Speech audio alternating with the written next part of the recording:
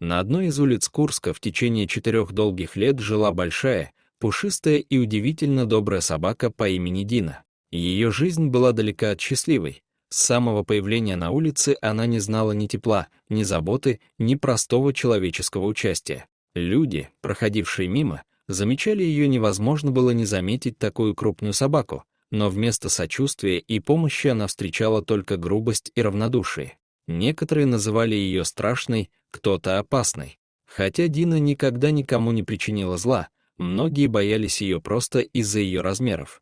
Кто-то кричал на нее, кто-то бросал камни. Самое обидное, даже дети обижали ее, зная, что она не укусит. В ответ она только опускала глаза, отходила в сторону, тихо ложилась где-нибудь на обочине и ждала, пока стихнет шум. Дина была слишком большой, чтобы спрятаться где-то во дворе или под забором. Даже в лютые морозы она оставалась на улице, ни одного укрытия, ни будки, ни хоть какого-то уголка, где можно было бы переждать холод. Она просто лежала на снегу, прижав лапы к телу, укутываясь в собственную шерсть, пока холод не начинал пробираться под кожу.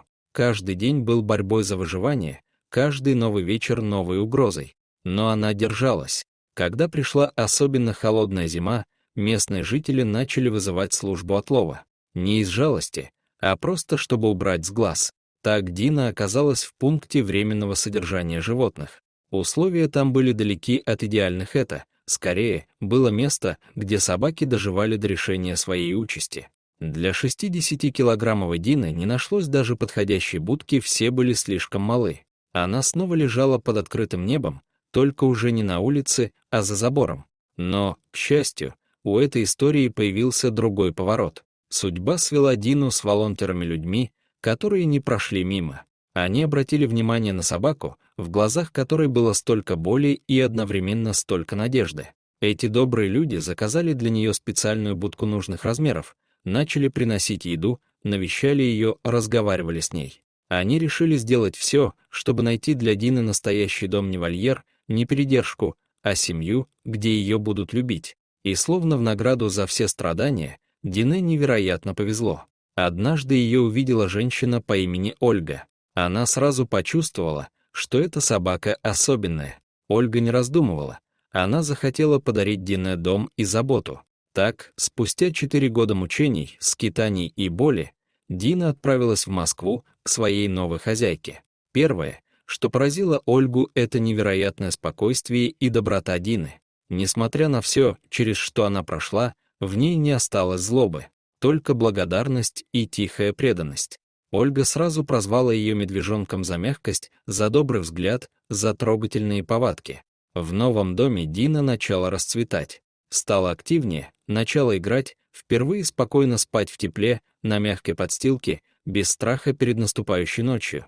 Теперь у нее было все, о чем можно только мечтать: теплый дом, собственный дворик, вкусная еда, уютный уголок. Но самое главное — человек, который искренне ее любит. На прошлый Новый год Ольга построила для Дины настоящий домик, просторный, теплый, специально под ее размеры. Не просто будку, а мини-домик, как у настоящей хозяйки. А перед праздниками украсила елку. Рядом с домиком гирлянды, игрушки, огоньки. Это было не просто украшение, а символ. Теперь у Дины была не только семья, но и место в этом мире. Настоящее, надежное, вечное. Фотографии счастливой, улыбающейся Дины быстро разлетелись по соцсетям. Люди, увидевшие ее на фоне украшенной елки и уютного дома, не могли поверить, что когда-то она ночевала на голом снегу, пряталась от криков и жила в страхе. Сейчас на снимках довольная, расслабленная собака с умным взглядом и легкой улыбкой на морде. История Дины — это не просто рассказ о спасенной собаке.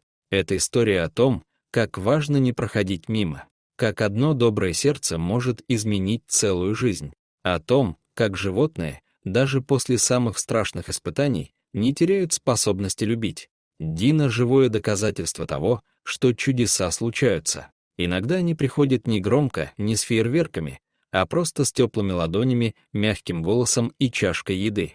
Теперь у Дины все по-настоящему. Свой двор, свой уютный домик. И человек, для которого она не бездомная собака, а часть семьи. Теперь она знает, люди бывают разными. Бывают жестокими, равнодушными, но бывают и такими, как Ольга, людьми, у которых сердце открыто для тех, кто не может сказать словами, но умеет любить безоговорочно. Именно такие истории возвращают веру в добро. И, может быть, в этом и есть суть настоящего новогоднего чуда.